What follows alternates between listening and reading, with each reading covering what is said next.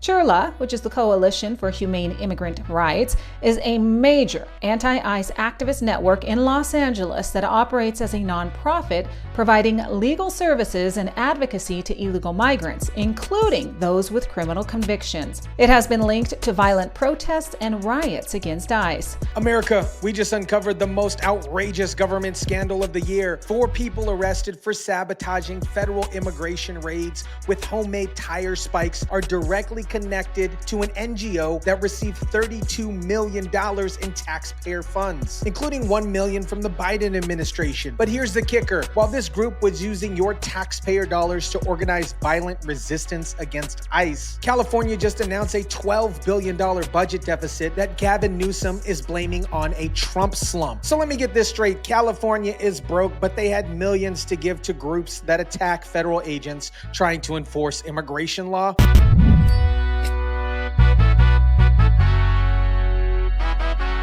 President Trump's policies are also having a direct impact here in the Bay Area. The Trump administration cut contracts for legal aid to migrant children who are here in the U.S. without their parents. What is up, guys? Tyson Dela Cruz here. Thank you so much for rocking with me. This story perfectly exposes the corruption pipeline between taxpayer money and anti-American activism. Let me break down the absolute betrayal of the American people in California. Let's start with what actually happened during the ICE raid in Van Nuys, California. 4 suspects, Janero, Ernesto, Alana, Jude, Jasmine, Janine, Allard, Sadat, Jernica, and Daniel Montanero, were arrested for using homemade tire spikes to sabotage federal vehicles during an immigration enforcement operation outside of the Home Depot. Arrests came during a raid that happened earlier today at the Home Depot near the Van Nuys Airport.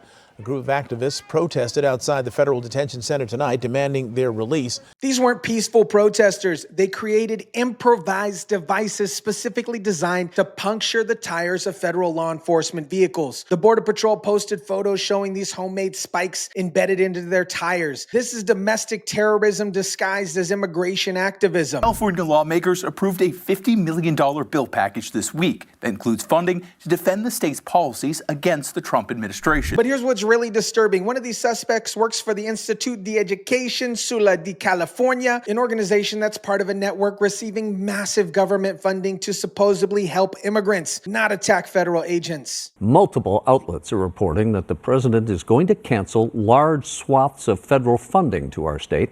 That effort, in fact, could begin as soon as today. Speaking of organizations that are supposed to help vulnerable people but instead exploit them for their own agenda, that's exactly what's happening to seniors with Medicare. Just like these NGOs took taxpayer money meant to help immigrants and use them to attack federal agents, Medicare companies take government subsidies meant to help seniors and use them to maximize their own profit instead of providing better care. Look, these anti-ICE groups receive $34 million in taxpayer funds and use that money to organize violent resistance instead of actually helping people. Medicare Advantage companies receive billions in government subsidies and use that money to create confusing plans with hidden restrictions instead of actually helping seniors. That's where Chapter comes in. Just like Trump is cutting off funding to groups that betray their mission, Chapter cuts through the Medicare companies that betray seniors' trust. Their licensed advisors don't get paid by insurance companies, so they have zero incentive to push plans that benefit corporate profits over your health. Chapter treats Medicare like what it is, a system that uses taxpayer money to actually help seniors, not exploit them. They don't take government subsidies and then work against your interests like these corporate NGOs and Medicare companies do. Here's the difference. These NGOs use your taxpayer dollars to attack the government. Medicare companies use your taxpayer dollars to attack your wallet. But Chapter actually uses their expertise to protect both your health and your money. If you're over 65 or approaching Medicare eligibility, don't let Medicare companies exploit government programs at your expense. Get somebody who's actually fighting for you instead of against you. Check out Chapter at askchapter.org/Tyson or call 270-467-0614. When everybody else is gaming the system, you need somebody who's actually working for you. Now, speaking of gaming the system, let me show you exactly how much taxpayer money is flowing to these anti-government groups. Now, here's where the story gets absolutely infuriating. The CHIRLA, the umbrella organization connected to these anti-ICE activities, received $34 million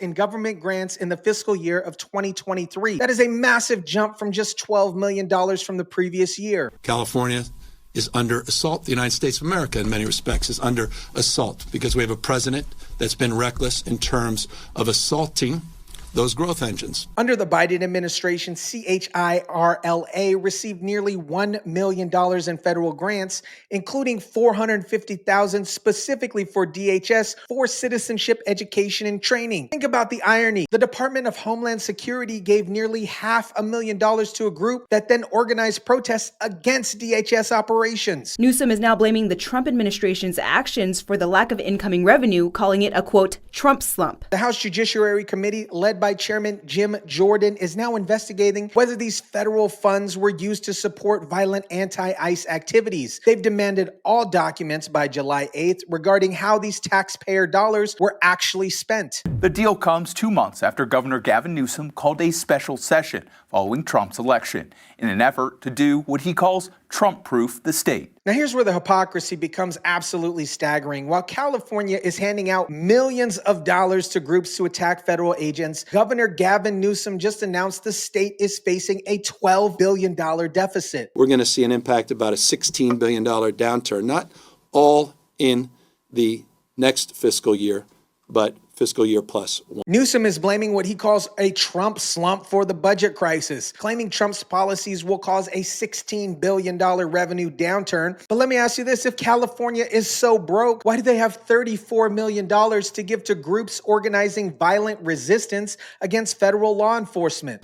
Best to describe this as a Trump slump all across the United States. It's reflected in adjustments by every independent economist, by leading banks. The state is now proposing to freeze enrollment in healthcare for undocumented immigrants and asking those already enrolled to pay $100 per month. So they're cutting services for people that they claim to care about, but they had millions for groups that attack ICE agents. The Democratic-led legislation plans to set aside $25 million for the state's Department of Justice to fight legal battles with Trump. And even while facing this massive deficit, California lawmakers just approved another $50 million package to fight Trump's policies. $25 million for State Department of Justice and another $25 million for legal groups to defend immigrants facing deportation. President Trump's administration has responded exactly as they should. They cut contracts for legal aid to migrant children and reviewing all federal funding to organizations that may be supporting anti-government activities. This federal funding allows nonprofits to provide legal representation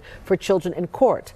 We're talking about young children who have zero understanding of the law and their rights. The Trump administration terminated CHIRLA's future funding and clawed back nearly $101,000 that hadn't been paid out yet. They stopped funding the group that was literally protesting against them, which should have been obvious from day one. Kathy Sakamura, the executive director of legal services for children in San Francisco, says they received the notice today. Their funding was temporarily frozen in February. Organizations across California are now panicking because their federal funding pipeline has been cut off. Legal Services for Children in San Francisco says they can no longer represent migrant children in court because their contracts were canceled. The Trump administration has been telling agencies to identify which grants that the government can withhold from California. And that could include research grants, which would negatively impact public education. Newsom is now threatening to withhold California's share of federal tax dollars in retaliation. But that's exactly backwards. California takes more federal money than almost any other state, and they've been using it to fund anti-government activities. This story exposes a massive corruption scheme that has been operating for years. The federal government was literally funding organizations, then used that money to organize violent resistance against federal law enforcement. The governor is proposing freezing enrollment in state-funded health care for undocumented immigrants.